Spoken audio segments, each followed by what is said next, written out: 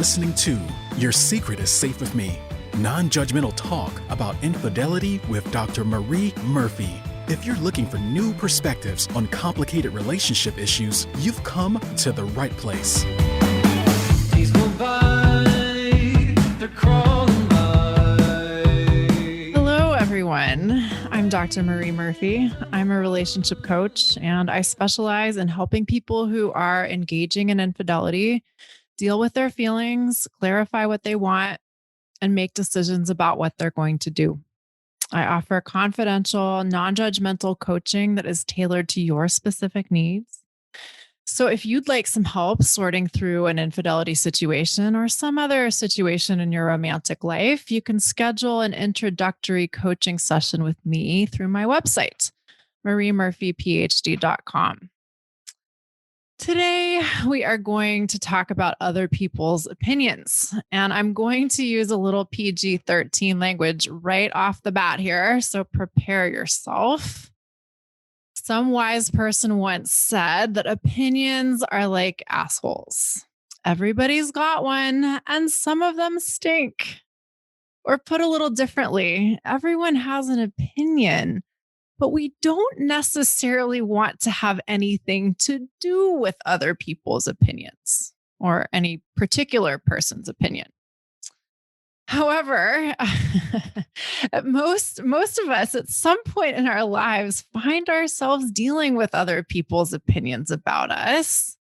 They're not quite like assholes insofar that we usually keep them in our pants. We sometimes throw our opinions around all over the place. And dealing with other people's opinions about us can be challenging, even if the opinions are neutral or positive. But dealing with other people's negative opinions of us is usually something we have a hard time with. And why wouldn't we? Most of us have been taught, at least to a certain extent, that it's our job to make sure that other people are happy and happy with us. So if other people are unhappy with us or share their negative opinions of us with us, we may feel very uncomfortable. And many of us have gotten into the habit of avoiding that discomfort or trying to avoid that discomfort by attempting to ensure that other people are happy with us or have positive opinions of us. And sometimes we do this at the expense of our own truths, or at the expense of what is right for us, at the expense of doing what we truly want to do. And this can get us in trouble. There are plenty of times in life where compromise is important. I will be the first person to acknowledge that, which certainly means that we may not get to do what we want all of the time or exactly what we want to do all of the time. And I don't think that's a problem. But if we habitually compromise what's most important to us in an effort to please others, or in an effort to prevent other people from ever having a negative opinion of us, we do ourselves a great disservice that ultimately does other people a disservice too. So, since I work primarily with people who are engaging in infidelity or dealing with infidelity in some way or another, one of the common big fears that my clients share with me is that they're worried of what other people will think of them if they, for instance, tell their partner they've been cheating on them, or if they end their marriage and everyone finds out that they've been seeing someone else, or if they continue their relationship with their affair partner, or maybe some combination of all of those things. And in a sense, these concerns are completely reasonable. People have opinions, and people have a lot of opinions about infidelity. And sometimes they feel very justified in sharing their opinions about infidelity. And if you're in a situation that involves infidelity, you may end up on the receiving end of other people's opinions. That doesn't have to be a problem, but it often is a problem because we let our fear of other people's opinions stop us from doing what is truly right for us. And before we even get to that point, so often we allow our fear of other people's opinions to prevent us from allowing ourselves to consider what might be truly right for us. This is big stuff. And this, of course, applies to situations beyond infidelity. Even if you never deal with cheating in any way, shape, or form, you will probably have to deal with other people's opinions at some point in your life. So that's why today's episode about dealing with other people's opinions is just the first in what will be a series of episodes dedicated to the topic of how we can learn how to deal with other people's opinions of us, even when they're negative, without believing that other people's opinions are a problem we need to fix, or without allowing other people's opinions of us to be a problem for us. We'll begin with this episode, which is about a time in my own life when I dealt with a lot of negative attention from other people. But this story is about more than just dealing with other people's opinions. It's about me being faithful to myself. It's about me keeping a secret. It's about me being in a hurry to feel fine, quote unquote, and shoving my anger and a whole bunch of other uncomfortable feelings under the rug in the process.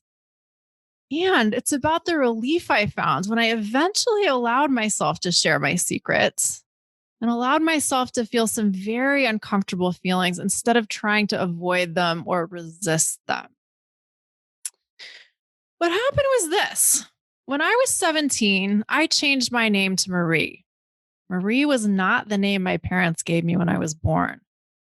And to give you an overview of where we're going here, a lot of people had a very strong reaction to me changing my name. And a lot of those reactions were quite negative. To be a little more specific, I was completely stunned by the extent and severity of people's negative reactions. And dealing with what at the time seemed like a never-ending tide of ill will was really quite something. But let me back up. Here's how it all went down. I had never loved my given name. I didn't hate it, but it never really felt like it was mine.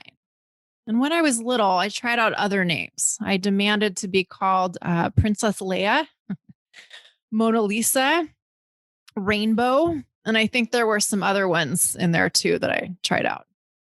And funnily enough, I actually remember me telling one of my babysitters that I was going to change my name to Rainbow. And I clearly remember her giving me this big speech about how if I changed my name, I would have to tell everyone I knew that they were going to have to call me by a different name. And this would be very inconvenient. And I'd also have to do a whole bunch of legal stuff. And that would all be really complicated and terrible. But I guess that didn't scare me off, because one morning in the fall of my senior year of high school, I woke up and decided to change my name to Marie. I'd liked the name Marie a lot for much of my young life.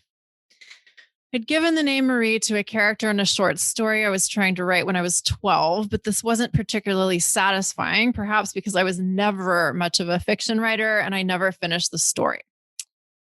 I'd also thought many times that if I liked the name Marie so much, I could have a kid and name it Marie, name her Marie.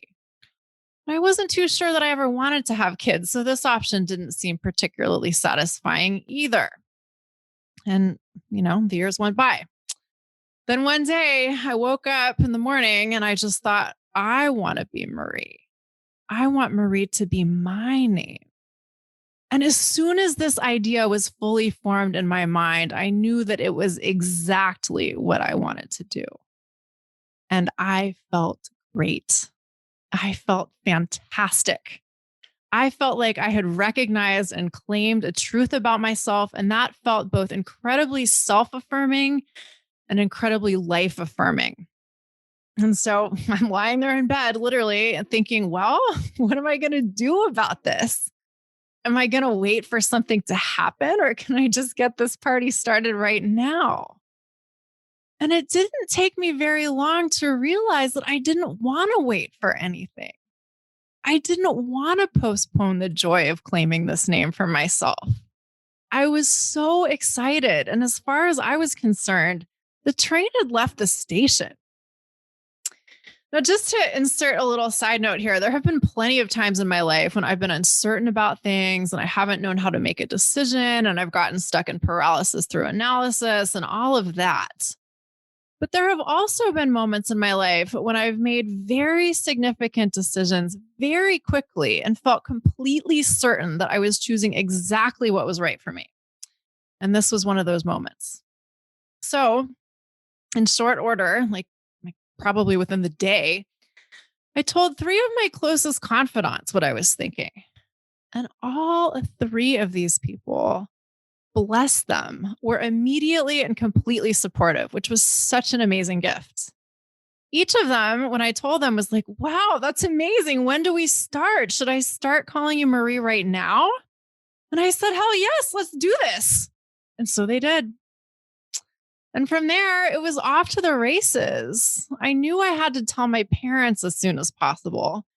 So literally the next moment I saw my dad, which was late in the evening after I got home from seeing one of the aforementioned supportive friends, I told him that I was going to change my name to Marie while I was loading the dishwasher. And his initial reaction was touchingly positive. And I was rather surprised by this, but also delighted by what seemed like a very auspicious event. So I started to think, hey, maybe this is going to go well. Maybe this is going to be a really good thing. And then the tide started to turn.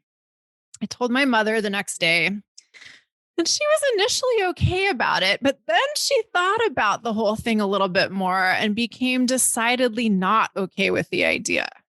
Not okay at all, in fact.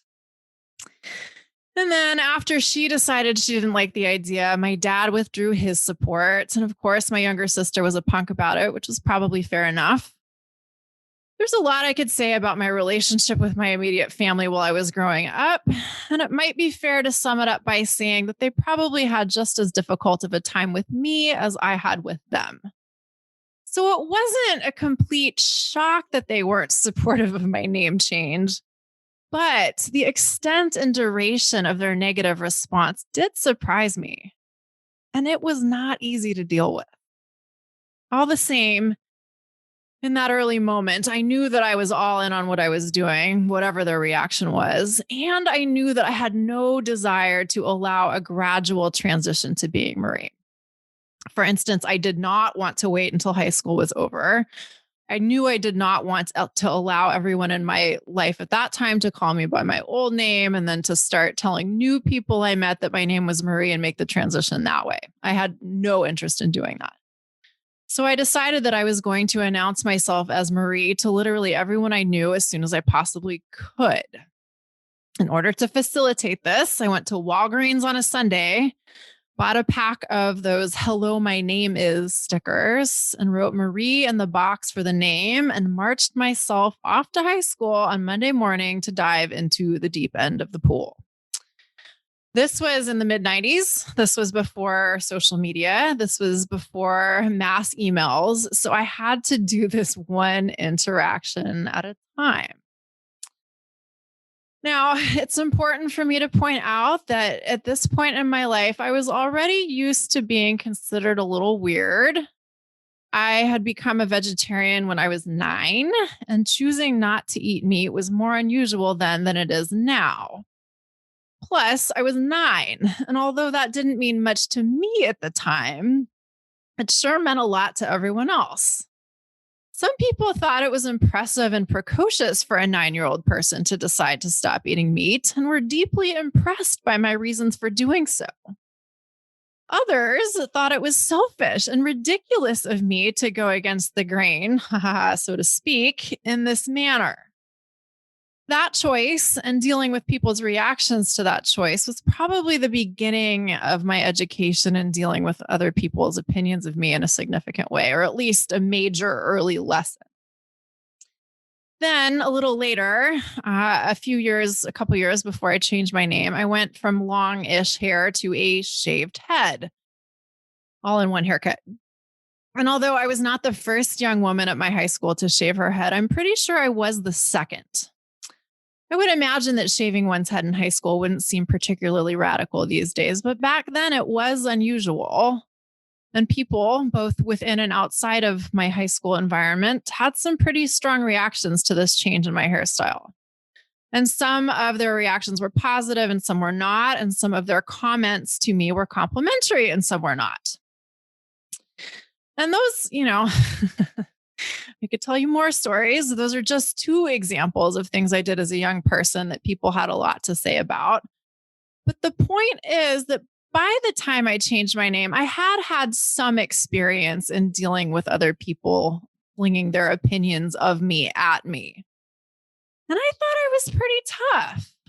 I thought I had already learned that sometimes people make a really big fuss over things that don't really have anything to do with them.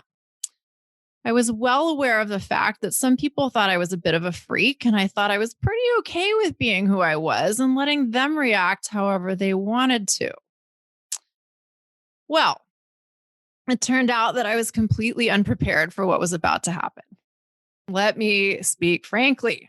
I was completely stunned by many people's reactions to me changing my name, stunned and kind of devastated. A lot of people reacted with a level of derision and scorn that seemed completely out of proportion to what I was doing. Some people told me flat out that I shouldn't change my name. Some told me that I shouldn't be inconveniencing them by making them remember a new name for me.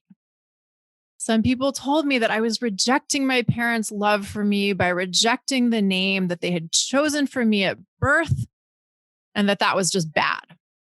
Some people told me that Marie was a stupid name. Some people told me that I was just going to decide that I didn't like the name Marie eventually, so they were perfectly justified in continuing to call me by my old name. And so on and so on. That's just a sample. The thing that really blew my mind was that these sorts of sentiments came from people I considered good friends and from people I barely knew. I was blown away by the fact that people I'd had few, if any, prior interactions with would go out of their way to tell me that they thought me changing my name was ridiculous. But they did. And I was also astounded that people I considered close friends would be overtly critical or make fun of me for doing something that I had told them was very important to me. But some were and some did. These kinds of reactions came from people other than high school students, too. My boss at my part-time job was completely and almost comically resistant to calling me Marie. The otherwise kind adults at the ceramic studio where I threw pots were surprisingly cruel. My best buddy at the ceramic studio told me and everyone who was listening that if my old name was good enough for her dog, it should be good enough for me too. And she stood there and glared at me as I started crying when she said this. This was a grown-ass woman, a few decades my senior. He wasn't a punk high school student. What can I say?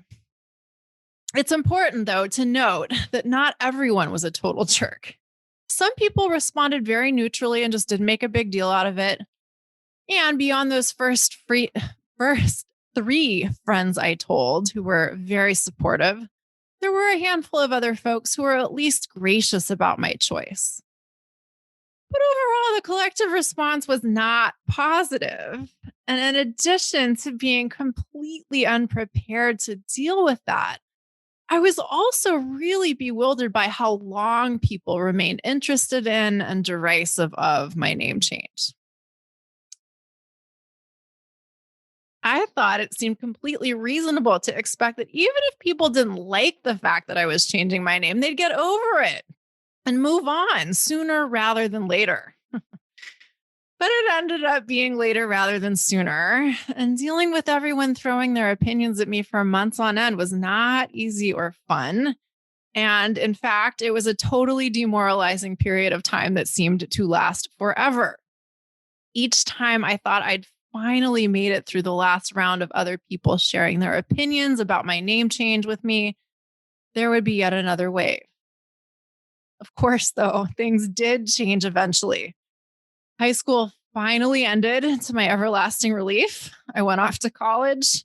I was able to legally change my name after I turned 18, and then I could finally change it on all of my IDs and all of my accounts, all of my pieces of official business. And that made life easier in many respects.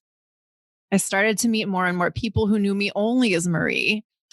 And the people who were permanent fixtures in my life who had been jerks about the name change eventually did move on. It finally became a non-issue. And this, as you might imagine, was a tremendous relief. I was so glad to be done with the daily onslaught of other people's ridicule or criticism that I was quite happy to just slip into the closet, so to speak, and never have to talk about the experience. I had wanted for so long to just be done with the whole ordeal. And once I was, I thought that having escaped into the so-called normal realm of not having to explain my name or talk about my name change all the time was a complete victory. I didn't want to be a person who changed their name. I just wanted to be Marie. So after that became an option, I kept the fact that I'd changed my name and the whole story of how it all happened more or less a secret. This seemed prudent. Every now and then some jerk would find out that I'd changed my name and then start calling me by my old name in public and would think that this was absolutely hilarious. Or I'd run into an old acquaintance and they'd introduce me to whoever they were with at the time using my old name. And upon me correcting them gently, they would proceed to say something rude about how I shouldn't expect them to remember my name change. And I didn't enjoy these experiences very much.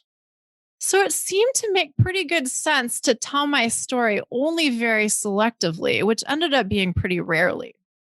And even when I did tell people I trusted about it, some treated this piece of information as a piece of gossip or as something they could flash in public when they wanted to, or as yet more evidence that I truly was kind of weird, which I may or may not be.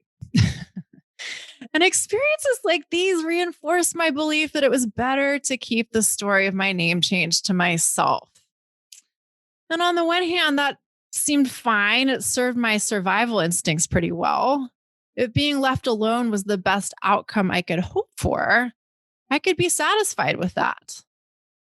But on the other hand, I also thought that keeping my story of my name change a secret was kind of a tragedy. I knew that my choice to change my name had been a profound act of fidelity to myself.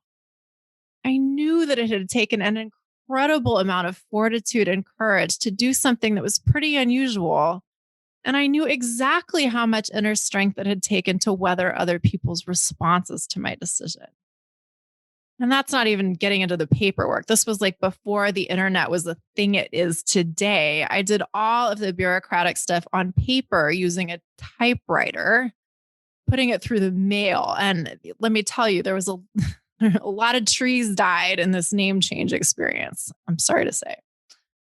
So, given all of this, I knew on the one hand that I had every right to be so incredibly proud of myself for what I'd done.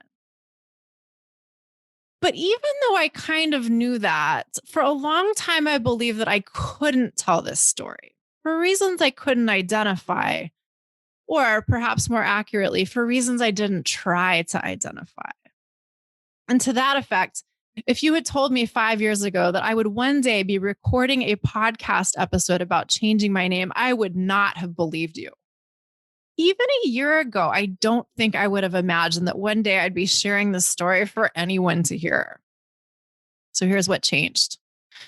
Several months ago, and I'm recording this in July of 2021. So earlier in 2021, I had an appointment with a practitioner I go to for various health-related things, who employs a range of different modalities, some of which are very woo-woo, so to speak. And she was going to do an intuitive reading of sorts, and she asked me what my full name at birth was. And I knew that this was not an unusual request under the circumstances, but I also found myself totally unenthusiastic about answering her question. At this time, I don't even know how many years it had been since I'd told someone I'd changed my name. Probably maybe more than 10. That's possible anyway. So it had been a long time since I'd talked to anyone about this. So, when she asked the question, tell me your full name at birth, I stalled and I kind of made a joke. And then after a few minutes of this, I finally just told her my full name at birth. And she didn't say anything weird. She didn't make a big deal out of the fact that this name was obviously different from the one she'd known me by for some time. And we went on with her session. But afterwards, I was pretty rattled. I abruptly realized that when it came to the experience of changing my name, I had some unfinished business to attend to.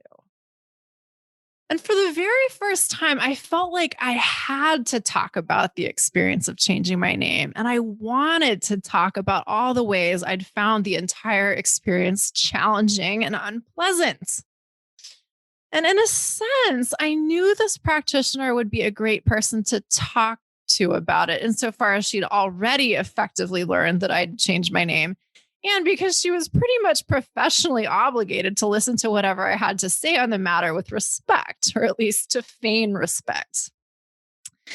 So I scheduled another appointment with her for several days later, and I let her know that I wanted to follow up on something we'd touched on during that day's session. Now, here's the important part, or one of the very important parts.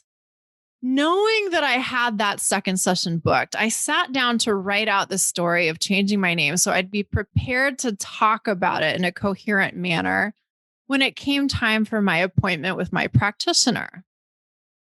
And, as I alluded to a moment ago, this was the first time in many years that I had given this experience so much thought, in addition to having been many years since I told anyone that I'd changed my name. And let me tell you, revisiting this experience with my full focus was intense. At the time while the name change process was playing out, I had felt so much sadness and isolation and rejection and shock and dismay. And experiencing all of those feelings all over again was not a small thing. In addition to feeling all of those feelings, I also realized that I had not allowed myself to feel angry when people said things to me that I thought were rude or ridiculous or even plain cruel back then. At the time, getting angry hadn't seemed like an option. Some of the people who were the worst to deal with were also people I was effectively stuck with. I couldn't escape my family as much as I might have liked to, so I just had to survive their negative reactions as best I could. And some of the friends of mine who were total assholes about the name change were also people that I didn't want to wash my hands of. And of course, there were also so many other acquaintances who were jerks about it that I simply couldn't avoid entirely, or unless I teleported myself across the planet, which I didn't know how to do. So in other words, it just wasn't an option for me to stop interacting with anyone who was, a mean jerk about the whole thing. And feeling angry about the fact that people were acting like turkeys didn't seem like an option either. At the time, it really seemed like my only option was to tolerate everyone's reactions without making a fuss.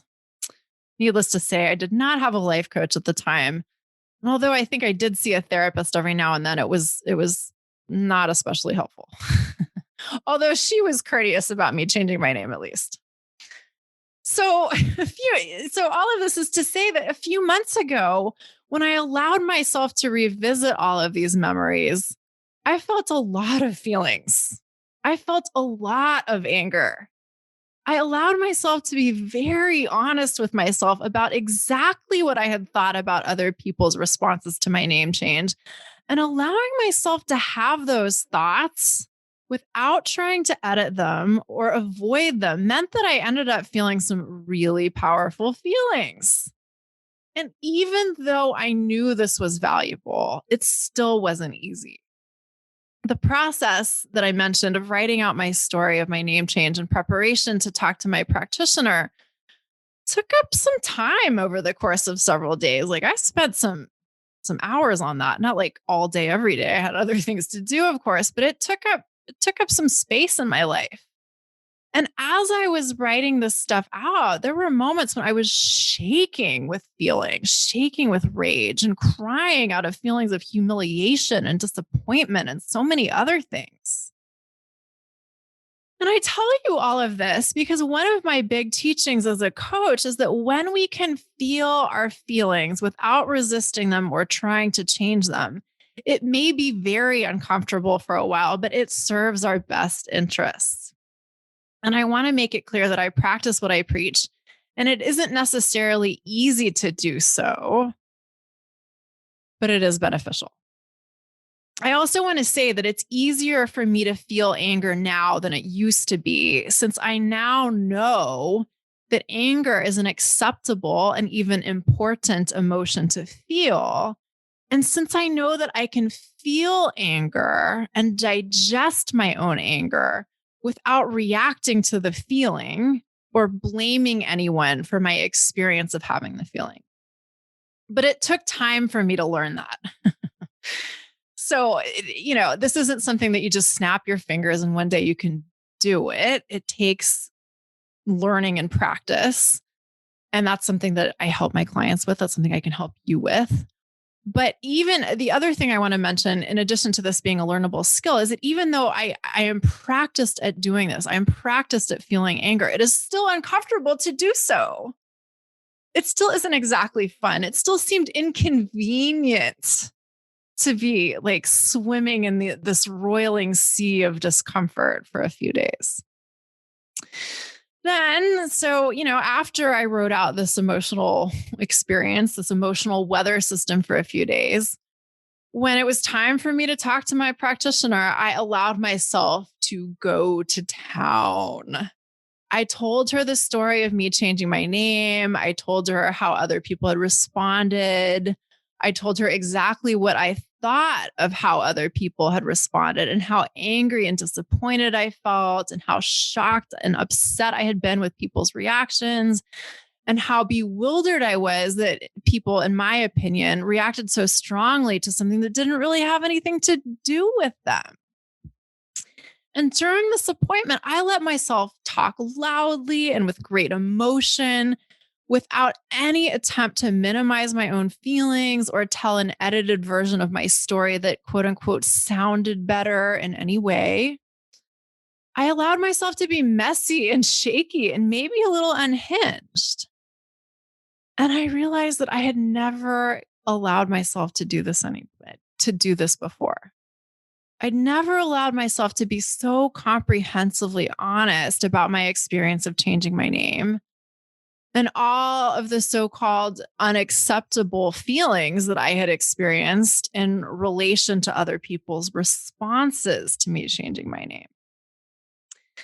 And so, perhaps unsurprisingly, it was a really intense experience to say all these things to someone. It felt strange and uncomfortable to talk about this stuff in so many different ways and for so many different reasons. And for the rest of that day and evening, I was kind of rattled. But then the next day, I started to feel better. I started to feel a lot better about a lot of things. And this, I will tell you, struck me as absolutely hilarious because another one of my big teachings as a coach is that try as we might, we can't sweep our difficult experiences under the rug forever and just hope that we'll feel okay if we avoid them effectively enough. One of the things I help people do is be comprehensively honest with themselves about aspects of their lives they'd rather avoid. Well, within a day or two of talking about my name change with my practitioner, I realized that I had effectively been sweeping this piece of my history under the rug for more than 2 decades without even realizing that I was doing that. Now that I'd finally taken a closer look at my whole name change experience, I realized all of the ways that all of the undigested stuff I'd shoved into a corner had been weighing me down in ways I didn't really like. To be more specific, I realized that I had let other people's opinions of me matter a lot more than I'd thought I had. I recognized that for a long time, I'd let other people's opinions of me changing my name overshadow my opinions about me changing my name. I thought I was being a total badass by doing something that was utterly faithful to myself, even if it was unusual or unconventional. I thought I was one hell of a trooper for dealing with other people's weirdly and wildly disproportionately negative reactions. But I'd also started to think that maybe the extent of other people's negative reactions meant that there really was something wrong with me. Maybe I really was as freakish and abnormal as they said I was. Maybe what I did really was worthy of scorn and derision. And if that were true, I certainly didn't want other people to know that and give me more shit for it. So at the time, after the experience had passed, more or less, I just wanted to pass. I just wanted to pass as this normal person who hadn't changed her name. But in doing that, I'd also been hiding a part of myself and a part of my life that didn't necessarily need to be hidden and might even have some value in being shared. Recognizing that I'd allowed other people's of me to mean so much to me did not feel delightful. And recognizing that this had happened for me in a way that I'd largely been aware of for 20 years was, again, not all that delightful to become aware of, but was also pretty funny. I would not say that I live an unexamined life, far from it. So the fact that I'd managed to shove this so effectively under the rug or into a corner was actually an amusing surprise. And, a humbling surprise in many respects. And the great news is that in recognizing that I'd allowed other people's opinions of me to matter to me for so long, I also recognized that I could totally reclaim my narrative of my name change experience anytime I wanted to. I realized that I could reclaim the belief that I am a badass for changing my name. And if other people thought it was problematic for me to change my name, that's okay. That can be their problem, and it doesn't have to be my problem anymore. I might have let their responses be my burden at the time, but they don't have to be my burden anymore. And I decided that there just might be some value in sharing this experience with you. And I decided that I wanted to have the courage to share this story. I absolutely love it when other people share their experiences of being true to themselves despite having to put up with other people's nonsense. Recently, I almost scrapped the idea for this podcast episode. This has been incubating for many weeks. And I've had my doubts. But then the other week, that American football player guy, whatever his name is, Carl Nassib. I hope I'm not getting that wrong. He came out and said he was gay, and I cried buckets of tears and gratitude and joy and relief. And I could almost cry right now just thinking about it. And when that happened, I was like, okay, Murphy, maybe it's time for you to come out of your own closet. So here we are. All right. That concludes my story. But I want to wrap up with a few general takeaways that are broadly applicable to all kinds of situations in life, even if you never change your name or engage in infidelity. Takeaway number one is that you can accept the fact that other people are going to say things at times that you may not like. And you can also allow yourself to be mad or bewildered or disappointed or hurt when they say things about you that you don't like. It's not an either or thing. People say all kinds of crazy stuff for all kinds of crazy reasons. And sometimes other people will say things about you or me that we find hurtful or disrespectful or rude or whatever. And we can embrace the fact that on the one hand, what they say really has nothing to do with us. And we can also allow ourselves to feel our hurt, to feel disrespected, or to feel however we feel. Allowing yourself the dignity of having your feelings is really important. So often we don't want to feel hurt or angry because it's uncomfortable and it seems disruptive or inconvenient. So we avoid our feelings or we try to diminish our feelings because we just want to feel fine. And it is possible to get to feeling fine. It is possible to truly make peace with other people's behavior and ultimately feel okay about it. But you can't fast forward to that. You have to allow yourself to not feel fine before you can get to the point of feeling fine. You may want to understand and accept other people's quote unquote bad behavior. And that's great. You can do that. And that's important a lot of the time. But before you can get to acceptance, you have to allow yourself to think and feel whatever you think and feel first. And that may not be fine at all. And that's okay. Takeaway number 2.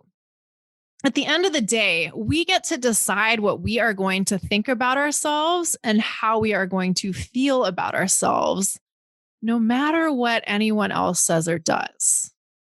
We don't have to let other people's stories of us become our stories of us. We always have the option to take radical responsibility for our self-concept and decide that we're going to like ourselves and love ourselves no matter what anybody else says or does, or no matter what anybody else says or doesn't do. You know what I mean? No matter what anybody does or doesn't do, or says or doesn't say. And this is something that we may have to learn. Many of us were not taught this and didn't develop these capacities automatically as we went through life, and that's okay. The opportunity to learn how to do this for ourselves is always available to us. Takeaway number 3, closely related to the last point. Sometimes being faithful to yourself involves doing things that other people don't understand or appreciate. It would be really nice if we got support from people in our lives that we care about when we do something that we know is essential to being true to ourselves. But for better or worse, other people's support or understanding is never guaranteed. And accepting this is so much better than wishing it were otherwise. It's so much more liberating than wishing it were otherwise. When we can take on the responsibility of being our own number one supporter instead of expecting other people to support us or wishing other people would support us or waiting for other people to support us, life gets so much easier.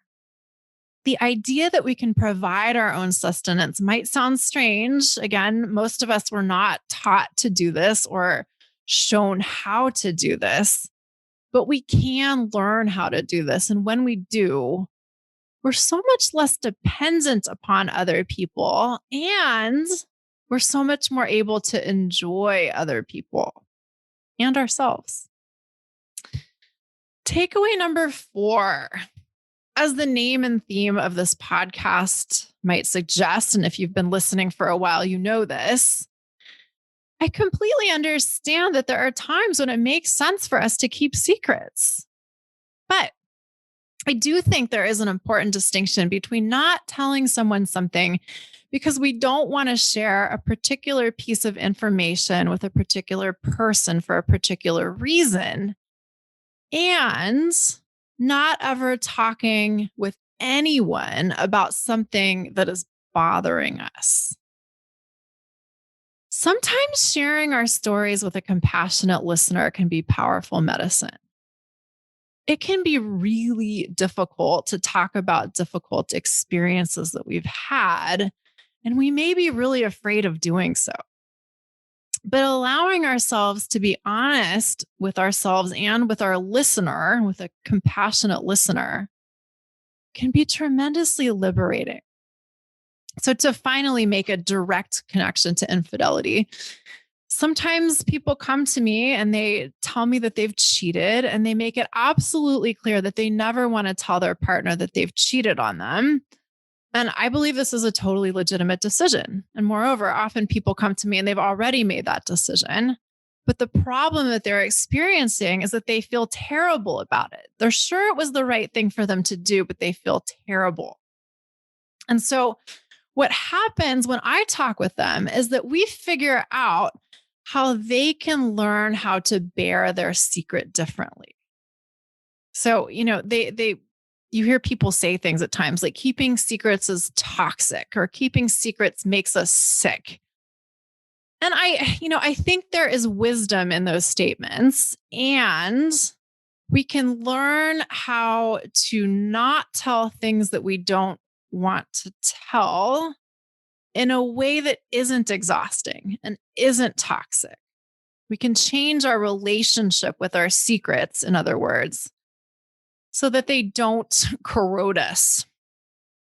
Or, it's also a possibility that once we talk to someone about a secret, we decide that we don't want that thing to be a secret anymore. That's a possibility too. That's probably a good note to wrap up on for today. So I'll end this episode by saying that if you have a secret that you'd like to handle differently, I can help you do this. I help people who are cheating on their partners or have cheated on their partners make decisions about what they want to do, including but not limited to how they want to handle the decision of whether or not to tell their partner they've cheated and how to keep that information to themselves if that's what they choose. I know there is all kinds of prescriptive advice out there all over the internet about, like what to do if you've cheated, whether or not you should or shouldn't tell, and so many related topics. But I don't shove prescriptive advice down your throat. My job is to help you make decisions that are truly right for you and to make peace with the decisions you've made. So if you want to talk, you can schedule an introductory coaching session with me through my website, mariemurphyphd.com. All right, everyone. Thanks for tuning in today. If you've enjoyed what you've heard, I hope you'll head on over to iTunes to rate and review the show. Take good care of yourself. And until next time, bye for now. Thanks for listening to Your Secret is Safe with Me with Dr. Marie Murphy. Make sure to click subscribe to get updates on our latest episodes.